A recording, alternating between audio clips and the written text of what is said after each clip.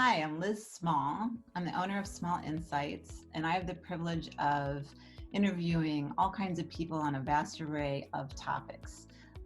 It's especially interesting for me when I get to lead discussions on current topics that are truly impacting our world. Right now, I'm interviewing Chicagoland executives to get their unique perspectives on how their companies are sort of maneuvering through the pandemic and what impact it might have had on their businesses.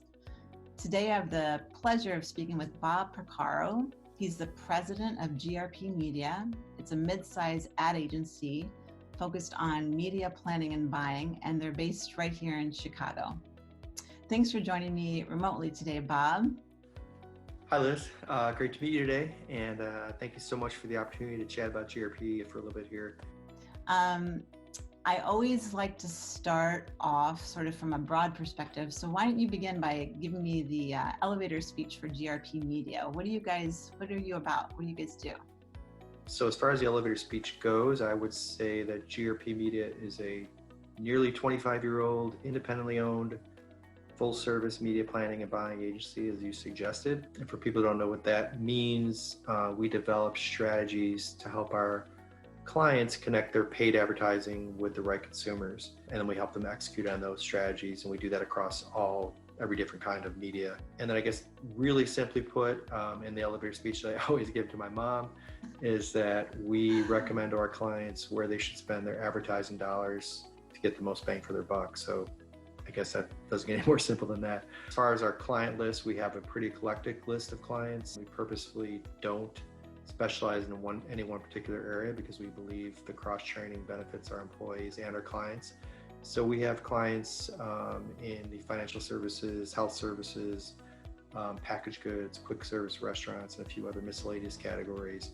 And our clients tend to stick around with us for a long time, which we're really proud of. That's great.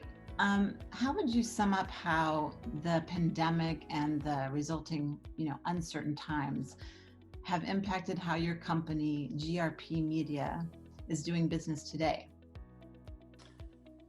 Yeah, that's a great question, Liz.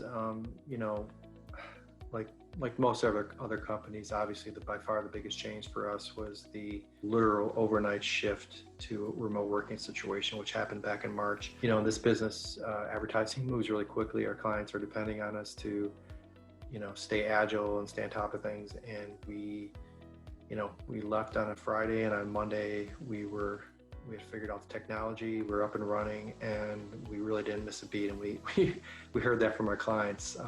They were really pleased with that, and we were pleased with that obviously too. And I was just in awe of how that everyone at GRP jumped in and just figured this out overnight. I mean, it was just an amazing experience. So we're doing that, and we got that figured out. It worked much more smoothly than we ever even thought it would. It's not ideal, but we're making it work.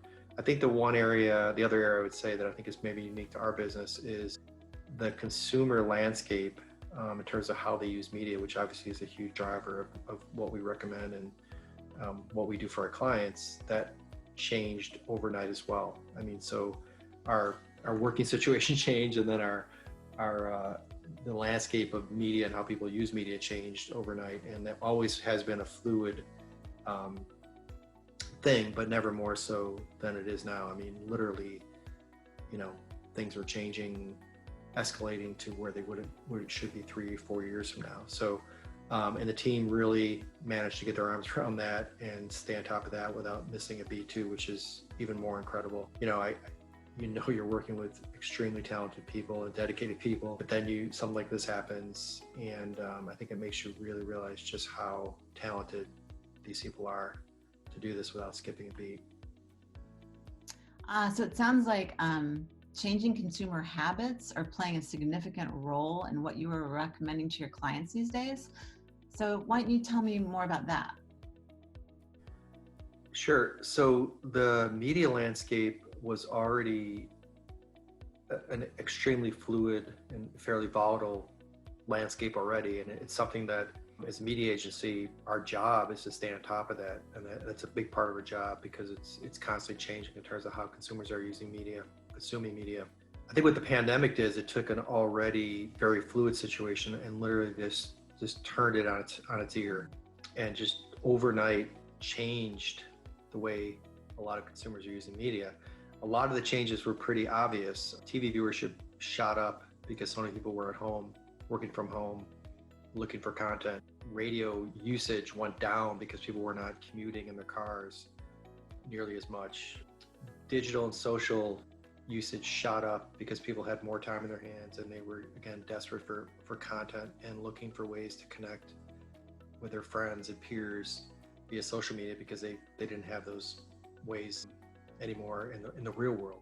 But the really, really fascinating dynamic that happened with the media landscape was what's really referred to as sort of the acceleration of media trends that were already in progress, but in some cases got accelerated 10 years. I mean, that's a game-changing thing to happen in our business that we would never have expected to happen basically overnight. So to give a few examples of what I mean by this just dramatic acceleration phenomenon that's happening, one of them is in the streaming space. Consumers who are starved for content because they've got more time in their hands at home than they've ever had before are turning to streaming services like they've never before. So obviously streaming services like Amazon and Netflix and Hulu were popular before, but not like now. Again, being driven by the change of consumer dynamics and how they're watching video. So those services are being trialed like they've never been before. New services like Disney and HBO Plus, just to name two of many, have joined in the fray, and they're trying to get a share of the pie. And it's now being referred to as a streaming wars. It's that competitive. But most importantly, it's having a huge impact on how consumers are using television, and the numbers are staggering. So at last count, 25% of all TV viewership is done via a streaming service as of a month or two ago. And this number was below 10% just 2 years ago. So to go from 10%, below 10% to 25% in this short period of time is an example of acceleration. It's something that we've got to stay on top of because it's changing quicker than we ever thought it would. And then on the social media front, there's no better acceleration story than TikTok, which some experts are saying enjoyed a 3 to 5 year acceleration of its growth because of the pandemic.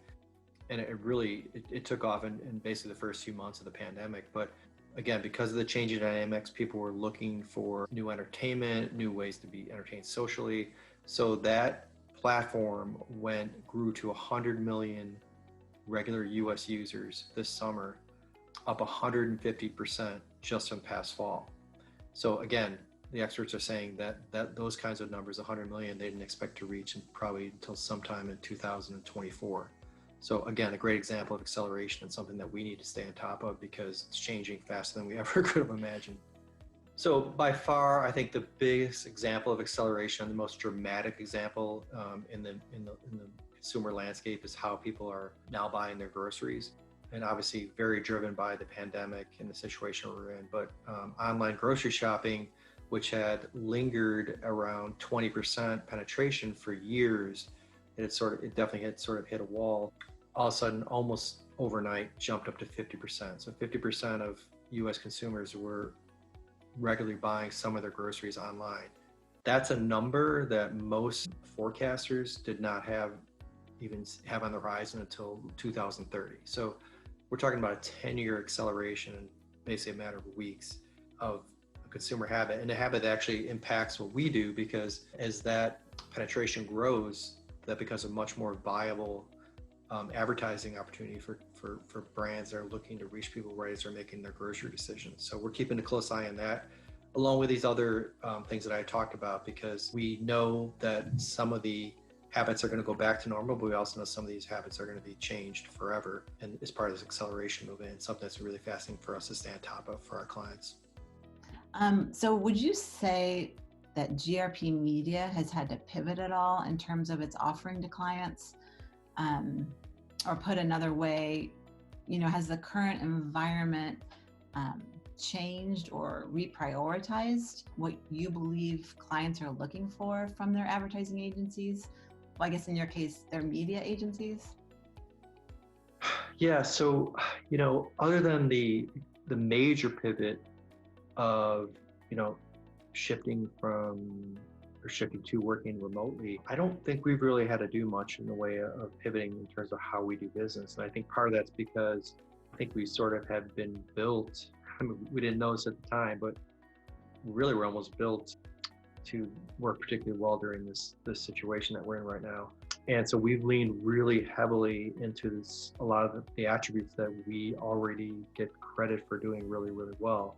And they tend to be best in class client service, being especially responsive, and being very, very nimble. I mean, those are all core values of what GRP was built on.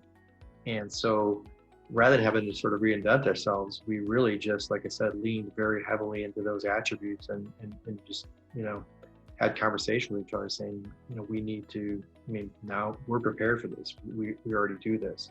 And we got a lot of great feedback from our clients early on and, during, when things were really, really fluid and, scary and early on in the pandemic, that, feedback from our clients that, wow, you guys really just kept doing what you do well and that served us well.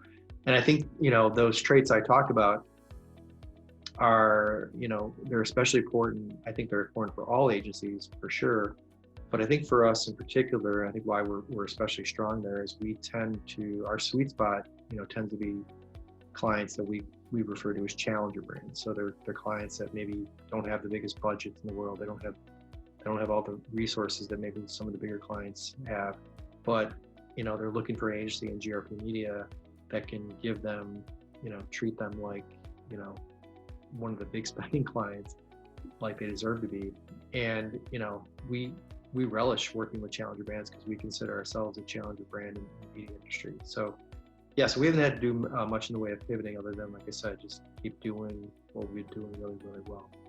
Wow. So to me, it sounds like GRP's core strengths really had the company well positioned to handle such an unexpected turn of events fairly smoothly. But I'm wondering, were there any curveballs that came your way that you weren't prepared for? And if so, would you mind sharing a story about that? Yeah, as far as curveballs, I think that clearly the changing media landscape is a curveball that we continue to, deal with and, process as it comes along. And, every media agency is dealing with that.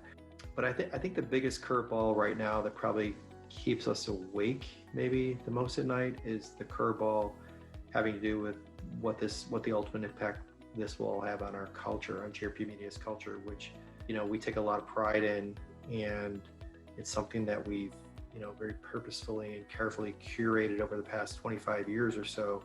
And, I know a lot of companies are grappling with this like we are. What's the ultimate impact on our culture, when we come back to the office sometime in 2021? We think our culture is a unique point of difference for us. We think it's what helps us attract some of the fantastic people that we get. So obviously it's something that we're a little bit leery of and nervous about, and something we don't have all the answers to. I think we remain optimistic that the fantastic culture that we have cultivated over all these years will pay dividends for us. And, once we get back to a little bit more normal, we'll start to see that culture come back. And I think ultimately the companies, what we'll find is the ones that had the really strong, solid, deeply rooted cultures that we want to be able to quickly get back to that once we get back to normal. So that's what we're hoping for down the road. Thanks so much for sharing your thoughts and insights today, Bob. It's been a lot of fun talking to you. And I wish you and your team at GRP Media the best of luck. Thank you, Liz. It was great meeting you and really appreciate the time.